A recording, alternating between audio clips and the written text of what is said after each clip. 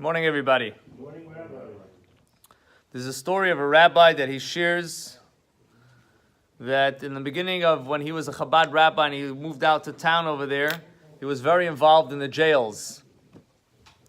So the first couple years, he did his minyan for Rosh Hashanah and Yom Kippur in the actual jail. So one Yom Kippur, when he's in the jail, it's Ne'ilah time. It's the last prayer, the highest prayer, and he gives a little bit of a speech beforehand, and he says that now is the closing of Yom Kippur.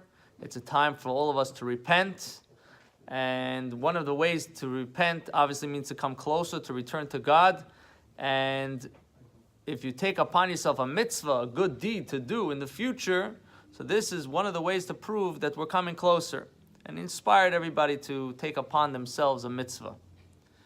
After Yom Kippur, one of the inmates comes over to the rabbi and tells the rabbi, I took upon myself the mitzvah of Shabbos. So the rabbi is a little bewildered, he's a little surprised, like Shabbos in jail from all mitzvahs, that's the mitzvah you're taking? Don't you think you want to maybe rethink this, take a different mitzvah? I mean, it's kind of complicated in general to keep Shabbos, specifically in jail. He told the rabbi, this is the mitzvah I'm doing. What I want from you is I want a book on Shabbos. So I should know what Shabbos is all about. So he says, okay. So it was before Amazon and before the internet that you could order a book and a couple of days later you have it. So he went to his house and he had one book on Hilchas Shabbos. This was the original English translation of the Shulchan Aruch. Was by Rabbi Shimon Eder. And he gave him the book. It was a little bit of a complicated book. It wasn't a beginner's book, but it had enough for him to give him at least some tools to start with. A couple of weeks later, he came back to give a class, and the guy is just not there. So he thought maybe the person is a little disappointed that Shabbos is kind of difficult and he doesn't want to face the rabbi, or he's uncomfortable or something. So he left it alone. We'll give him a week or two. The next time he comes around, he'll see what's going on with that inmate. He came back the next time again. The guy didn't show up to the class.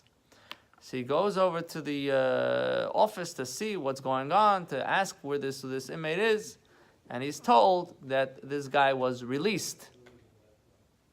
Released? How's that possible?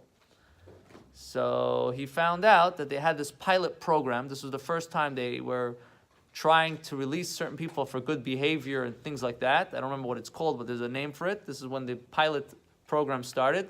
And they picked 4 people in the whole USA. And from the 4 people, he was one of them. So later he met up with this man and he asked him, how you doing and this and that. He says, I remember once you told me that it says if the Jewish people would keep 2 Shabboses, we would be freed. So he says, I had the same thing. If I would keep 2 Shabbos, I'll be freed. So he says, I started to read the book. I saw it's very complicated. I don't know. I need a rabbi to teach this to me. But I understood the concept that you're not allowed to do any work on Shabbos and you have to maintain the holiness of Shabbos. So I sat on my hands for 2 Shabbosim. I didn't do anything. The only thing I did was I ate. That's it. But otherwise, I sat on my hands. And after 2 weeks later, I was released. So, hey, it works. But this is the emunah. This is the faith that we have in Hashem, knowing that when we do the mitzvahs, we could draw down tremendous abundance of blessings. So Hashem should help us. We should all be inspired to do the mitzvahs, to encourage ourselves, to strengthen ourselves, to share the love and the light and the energy and the joy with everybody else. B'karav mamish. Amen.